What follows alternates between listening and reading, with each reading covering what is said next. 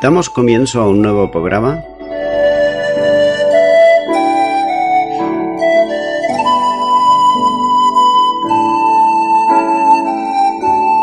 Servidores de Dios. Quien te habla es Manuel Cornejo.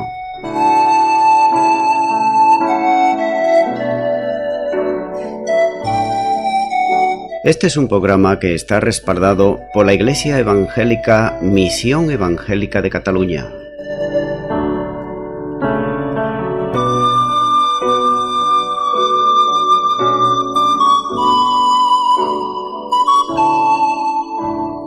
Estamos situados en la ciudad de Sabadell, en la avenida Matadepera número 239.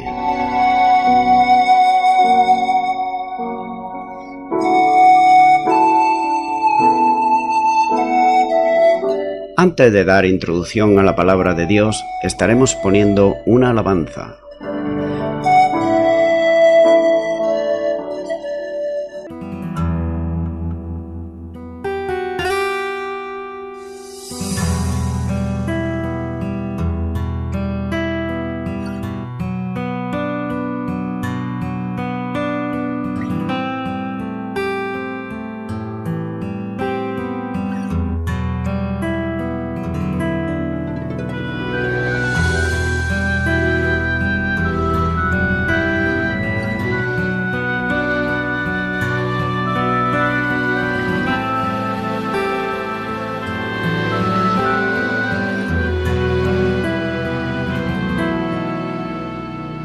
Llegar arriba, alcanzar que te mire la gente, provocar el aplauso de todos, ser primero en las filas tal vez, cambiar al mundo, quizás con un nuevo mensaje que trastorne los corazones. Ser el centro de toda atracción, tener todo en la vida es parte del plan. Ser amado y querido, respetado en verdad, todo es bueno en justa medida y razón. Miremos atrás donde todo empezó, lo que éramos antes, lo que somos hoy. ¿Por qué insistir en quitarle la gloria al Señor? ¿De qué te vale alcanzar lo que quiera, que te aplauda la gente, si detrás del telón sigue sentado el dador de la vida, esperando que un día le presten atención? Lo que tenemos lo tenemos por gracia, por su misericordia, por su inmenso amor. Y en el momento de abrirse la cortina, si alguno te admira, que vean la imagen de Dios.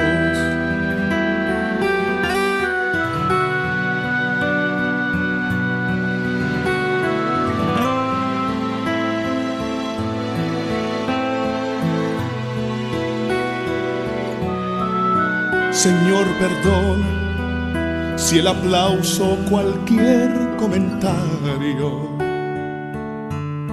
me hayan movido a llevarme la gloria, mi Dios.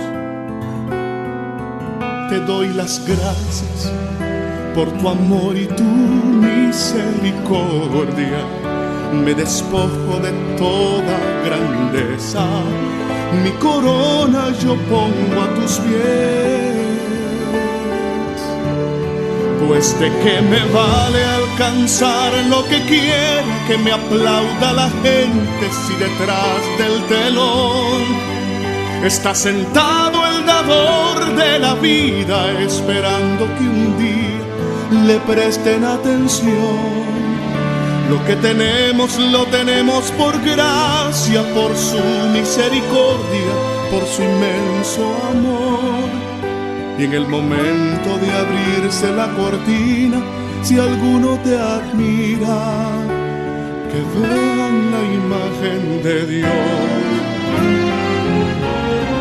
¿De qué te vale alcanzar lo que quiera que te aplauda la gente si detrás del telón está sentado el dador de la vida, esperando que un día le presten atención?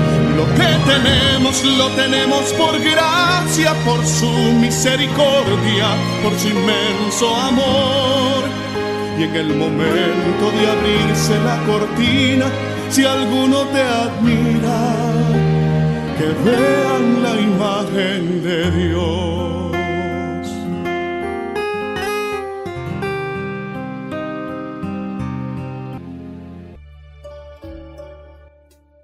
Y ya de nuevo estoy con todos ustedes, para estar compartiendo la palabra de Dios, que es la Biblia. Lo estaré haciendo de una manera expositiva, versículo a versículo. Y en esta ocasión será en Hechos de los Apóstoles, capítulo 14 y versículo 22, donde nos dice la palabra de Dios.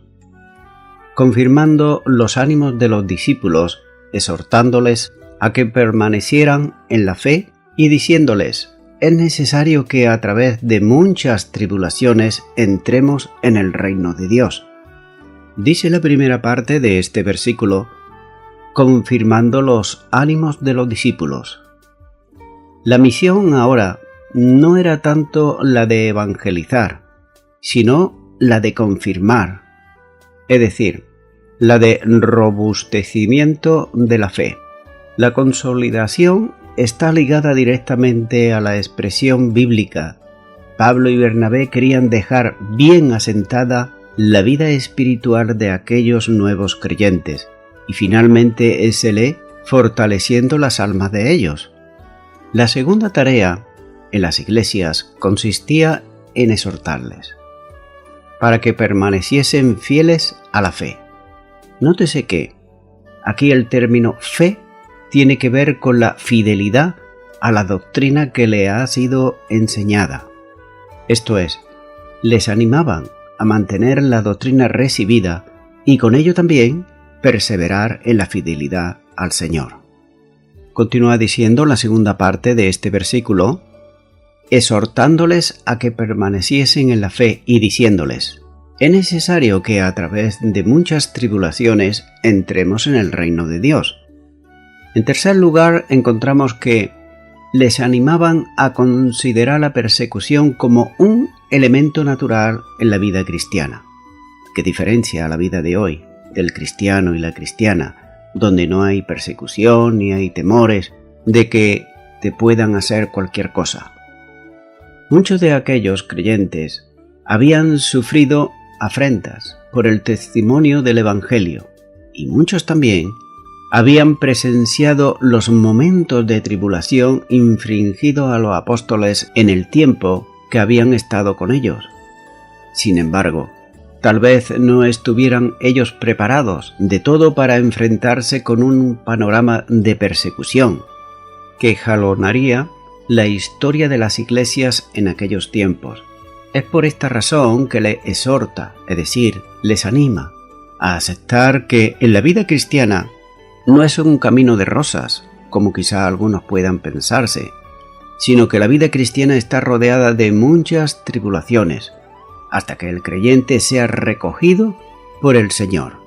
La expresión reino de Dios, tan común en los evangelios, no lo es tanto aquí en este libro de Hechos de los Apóstoles, ya que está vinculándose cada vez que ocurre con la predicación del evangelio. No cabe duda que el que cree entra ya en el reino de Dios, como dice Colosenses 1:13, el cual nos ha librado de la potestad de las tinieblas y trasladado al reino de su amado Hijo. Nótese que está en presente, no está en pasado ni está en futuro, sino que dice y trasladado. También es necesario apreciar que esta esfera del reino se produce en el transcurrir de la vida cristiana, en la que las dificultades y las aflicciones son naturales, como Jesús mismo anunció en Juan capítulo 16 y versículo 33, donde Él dijo que en el mundo tendríamos aflicción. Al final, el reino adquiere una dimensión de perpetuidad en el recogimiento de la Iglesia, para que estar siempre con el Señor. Esa sería la entrada a la dimensión del reino, donde ya no habrá más aflicciones, y habiendo sido transformados a la semejanza del Señor y trasladados a su presencia.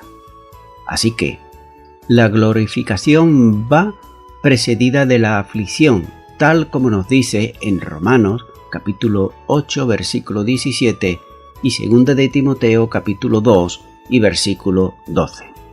Seguramente habría cosas que corregir en aquellas iglesias, pero estos nuevos creyentes no necesitaban una palabra de represión, sino todo lo contrario, necesitaban una palabra de aliento. Continúo ahora con el versículo 23, donde nos sigue diciendo la palabra de Dios. Y constituyeron ancianos en cada iglesia, y habiendo orado con ayunos, los encomendaron al Señor en quien habían creído. Dice la primera parte de este versículo, y constituyeron ancianos en cada iglesia. En el griego, el término nombrar en realidad significa aprobar, y lo hace mediante el acto de levantar la mano en una reunión congregacional. Con la aprobación de una asamblea, los ancianos fueron nombrados para servir en un determinado puesto. En otras palabras, el levantar la mano era equivalente a elegir oficiales, en este caso para servir en el gobierno de la iglesia local. Aun cuando el texto dice que los apóstoles nombraron ancianos a los creyentes en cada iglesia, no creemos que lo hayan hecho sin la participación de la congregación local. Así como los creyentes participaban colectivamente en la oración y también en el ayuno, así tomaban parte en escoger a los ancianos para sus iglesias.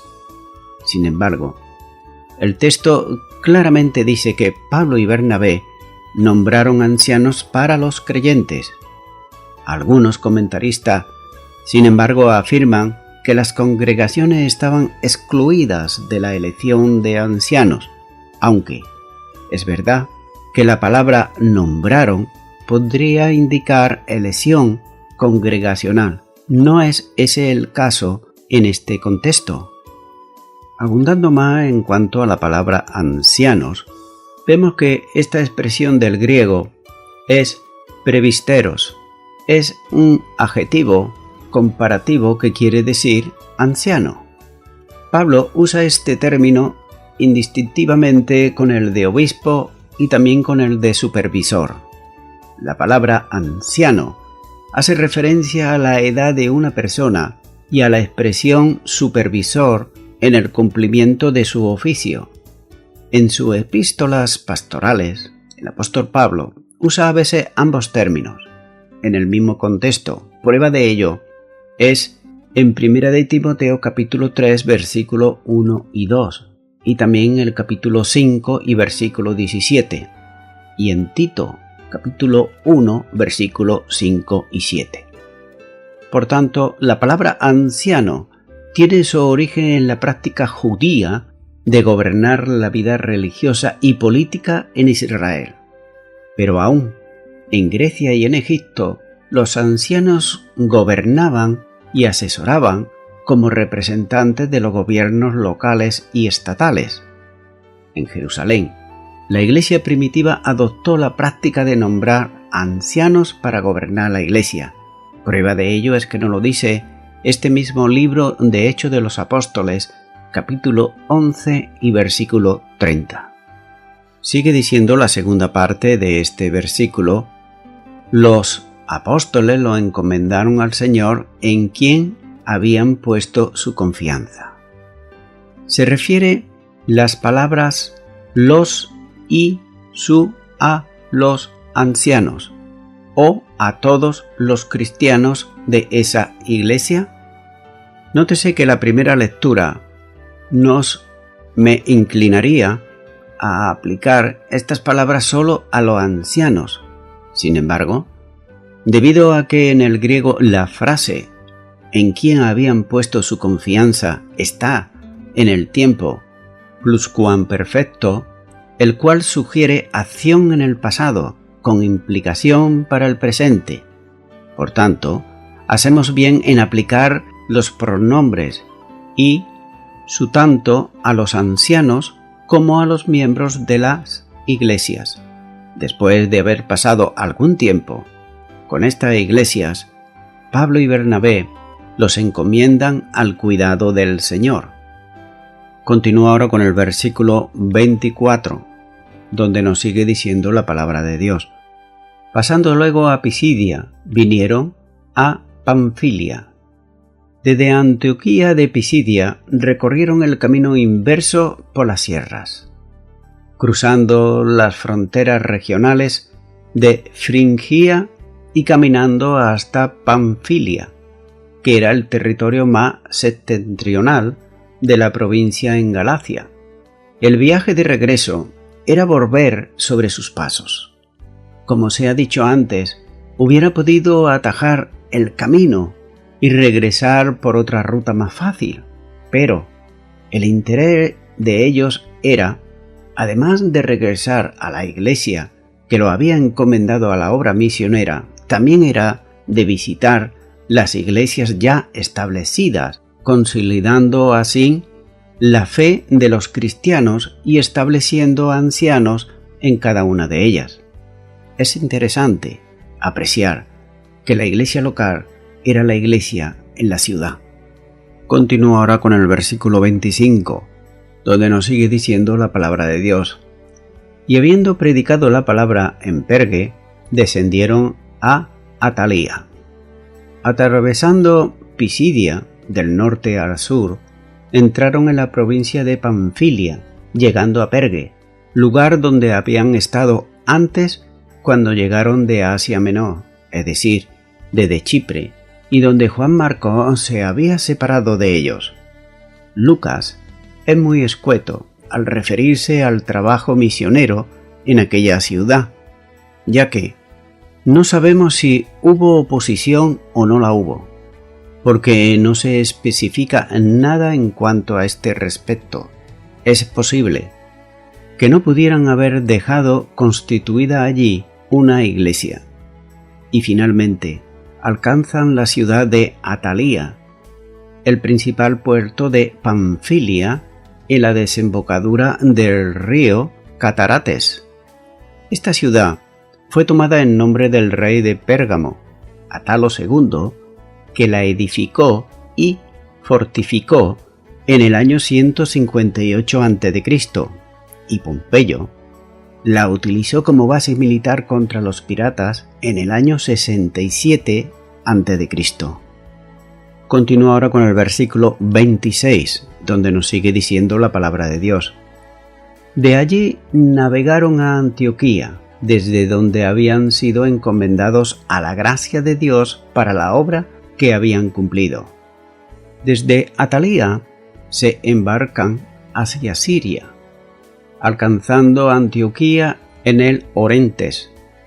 Los misioneros retornan nuevamente a su iglesia local, después de haber cumplido el programa para el que habían sido encomendados a la obra.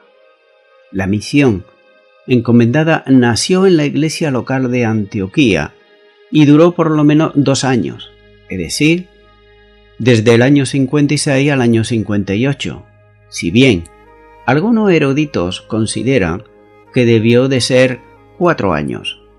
Sin embargo, no se contempla en el Nuevo Testamento ninguna organización separada o vinculada de la iglesia local. El creyente, dedicado a pleno tiempo al servicio del Señor, se debe a la disciplina de la iglesia, que le encomendó a la obra, si bien ésta lo deja en libertad para realizar el trabajo a que el Señor lo ha llamado. 2 misioneros regresan aquí, Pablo y Bernabé, cumplido el trabajo misionero a la iglesia local de los que son ellos miembros. Y nótese que la iglesia lo había encomendado a la gracia de Dios y sin duda estuvieron pendientes de ellos en oración y también en intercesión constante, confiando en el Señor para que les diese las fuerzas, para que les diese el aliento, para que los cuidase y le diese los recursos necesarios para llevar a cabo lo que Él mismo le había encomendado. Es decir, que los dos misioneros tenían el respaldo de toda la iglesia en oración. La iglesia local de Antioquía fue el centro misionero del apóstol, ya que él, regresando y saliendo de ella para los viajes misioneros que realizó, así lo hizo una y otra vez. La vinculación misionera con la iglesia local es una evidencia continua en la vida del apóstol y enseña para el tiempo presente en los días de hoy a todos aquellos que salen alguna vez de su iglesia que deben de volver para rendir cuentas y también para darle gracias al Señor por las oraciones de la iglesia y tal vez por sus cuidados en ofrendas que le hayan podido mandar, etc. Continúa ahora con el versículo 27, donde nos sigue diciendo la palabra de Dios. Y habiendo llegado y reunido a la iglesia, refirieron cuán grandes cosas había hecho Dios con ellos y cómo había abierto la puerta de la fe a los gentiles. Hacía ya 2 años que la iglesia en Antioquía había comisionado a los apóstoles, pero ahora Pablo y Bernabé regresan de nuevo a Antioquía y lo primero que hacen es convocar a los miembros de la iglesia para que escuchen su informe. Por otro lado, nótese que Lucas habla de la iglesia y no de congregaciones particulares o de iglesias en las casas. Él subraya la unidad de la iglesia, porque los cristianos en Antioquía desean oír acerca de la expansión de esa misma iglesia en las ciudades de Chipre y también en Asia Menor. Lucas emplea aquí el tiempo imperfecto del verbo informar para indicar que la historia que Pablo y Bernabé tenían que contar era demasiado larga, como para una sola sesión. Además, agrega que los apóstoles hablaron acerca de todo su trabajo. Repetidamente, entonces, se reúnen con los creyentes y les cuentan en detalle las incursiones que el Evangelio hizo entre los judíos y entre los gentiles. Así que ellos dan todo el honor y la gloria a Dios, ya que Dios había obrado poderosamente a través de ellos, realizando milagros, dándoles la palabra que tenían que decir, bendiciendo su trabajo y protegiéndoles del peligro y de la muerte. Nótese que el objetivo inicial de los misioneros era proclamar las buenas nuevas a los gentiles, y lo cumplieron plenamente, porque Pablo y Bernabé informaron que Dios abrió una puerta de fe a los gentiles. Aunque algunos años antes Pedro había dado a Cornelio y la gente que moraba en su casa la bienvenida en la iglesia cristiana en Jerusalén, como nos muestra en Hechos capítulo 10 versículo 45, no había sido fundada aún ninguna iglesia gentil. Pero ahora, como apóstoles a los gentiles, Pablo y Bernabé habían organizado iglesias no judías. La expresión abrir una puerta parece ser una expresión favorita del apóstol Pablo, ya que en sus epístolas la usa a lo menos 3 veces. Por ejemplo, en 1 Corintios capítulo 6 versículo 9, también en 2 Corintios capítulo 2 y versículo 12, en Colosenses capítulo 4 y versículo 3. El término fe es descriptivo y sirve para enfatizar la importancia que Pablo otorga a creer en Jesucristo. A través de esta puerta de fe, los gentiles ahora entran y así forman parte de la familia de la fe, junto con los cristianos judíos y los cristianos samaritanos integran la familia de Dios. Y ahora vamos ya al último versículo de este capítulo 14, el versículo 28, donde nos dice la palabra de Dios. Y se quedaron allí mucho tiempo con los discípulos. Los misioneros tenían necesidad de un tiempo de descanso y comunión con sus hermanos en la iglesia en Antioquía. Es importante notar que a su regreso del viaje misionero se incorporan a su iglesia local. No se dice en qué ocuparon el tiempo durante esa estancia en la congregación, pero no cabe duda que en el ejercicio de sus dones seguramente lo hicieron en cuanto a la enseñanza, es decir, y estarían instruyendo a los creyentes en la fe, de la misma manera que habían hecho durante el viaje de regreso. También aquí se ocuparían en el ministerio de la consolación y también el aliento a los creyentes. Se hace notar la integración de Pablo y Bernabé en la iglesia cuando Lucas dice que se quedaron con los discípulos. El verbo es imperfecto de indicativo e indica una acción que comenzó y se proyecta hacia adelante, como si dijese: estaban siempre con los discípulos. Entonces, ellos habían fundado otras iglesias, pero no se quedaron en ninguna de ellas, sino que regresaron a su iglesia local para estar en continua comunión con los hermanos. Y voy concluyendo ya con esto. Al acabar este capítulo 14, surge un gran número de lecciones aplicativas para la Iglesia de Jesucristo en estos días. No las voy a mencionar todas, simplemente algunas, ya que anteriormente ya las compartí en este capítulo 14. Por ejemplo, la primera es que todo cristiano y toda cristiana que ha nacido de nuevo, esté donde esté y se llame como se llame, es un hermano, una hermana en Cristo Jesús. Es decir, no importa la denominación cristiana a la cual pertenezca, si esa persona realmente ha nacido del Espíritu. Segundo, otra enseñanza tiene que ver con las señales y prodigios hechos por los apóstoles con la evangelización a todas las naciones. Estas señales eran necesarias para manifestar la realidad de que el Señor Jesús había resucitado y que ellos le predicaban y tenían especial importancia en relación en cuanto a los judíos, ya que solamente esas señales, según ellos, las podía hacer el Mesías. Y tercera, la otra enseñanza tiene que ver con el liderazgo en la iglesia local. Cada iglesia debe tener sus propios ancianos, es decir, que no la debe de llevar solamente una persona, porque entonces sería esto una secta. Y la palabra de Dios nos enseña que había ancianos, había colaboradores, y muchas veces quizás estaban en desacuerdo con aquello que decía el líder, y tenía que rectificar. Así que cada iglesia debe tener, como he dicho, sus propios ancianos. Hacer oficio y no don solo puede ser ancianos o supervisores en una sola iglesia local. Los ancianos son reconocidos por toda la iglesia, que debe intervenir en el reconocimiento público de ellos mismos.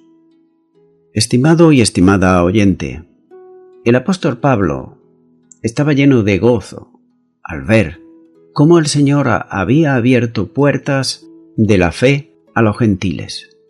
Y la misma palabra de Dios dice en el Evangelio de Lucas capítulo 15 y versículo 10: así os digo que hay gozo delante de los ángeles de Dios por un pecador que se arrepiente. Nótese que no era solamente Pablo y Bernabé lo que sentían gozo por ver cómo las almas venían a los pies de Cristo Jesús y eran salvas, sino que también nos muestra la palabra de Dios, como dijo el Señor Jesús, que hay gozo delante de los ángeles de Dios por un pecador que se arrepiente. Es decir, que Dios también se llena de gozo cuando ve que un alma se arrepiente. Es por eso que mi amigo y mi amiga oyente, yo te animo en esta hora, en este momento, a que tú también le puedas abrir las puertas de tu corazón a Cristo Jesús. ¿Y cómo lo puedes hacer? Pues lo puedes hacer a través de una oración, invitándole a que venga a tu corazón. Por eso, ábrele la puerta de tu corazón y Cristo vendrá, te dará salvación y vida eterna y comenzarás una nueva vida espiritual en Cristo Jesús. Ora conmigo ahí a donde estás y di: Señor Jesús, te pido perdón por todos mis pecados. Me arrepiento de ellos. En este momento te abro mi corazón y te recibo como mi Señor y como mi Salvador, y te doy gracias. En el nombre de Jesús. Amén.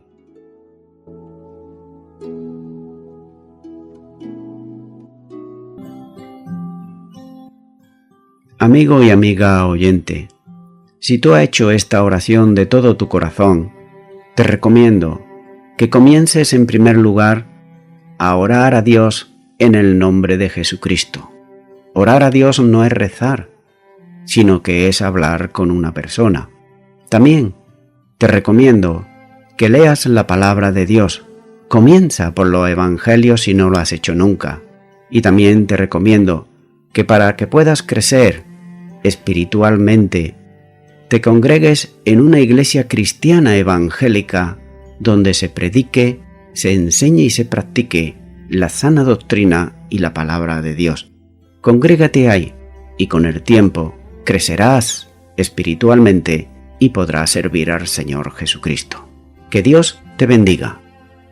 Y a toda la audiencia, nuevamente ya me estoy despidiendo de todos ustedes y será hasta el próximo programa. Que Dios os bendiga a todos.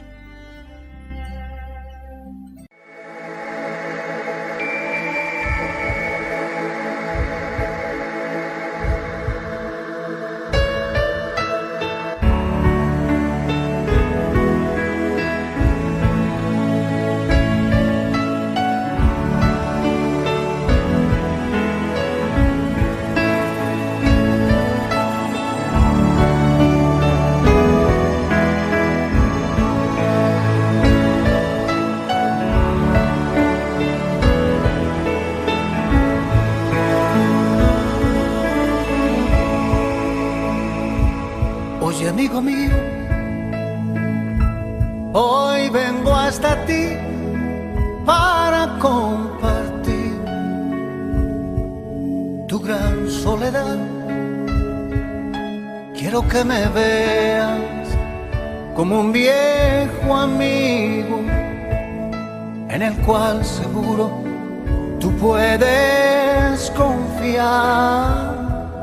Hoy quiero contarte una hermosa historia donde el ser humano tiene un buen final. Esa historia empieza en el año 0 y aunque pase el tiempo siempre sigue igual. Yo he venido a dar vida, yo he venido a dar luz y hoy puedo llenar tu alma de alegría, porque yo soy Jesús. Oh. Yo he venido a dar vida, yo he venido a dar luz y hoy puedo llenar tu alma de alegría, oh, porque yo soy Jesús.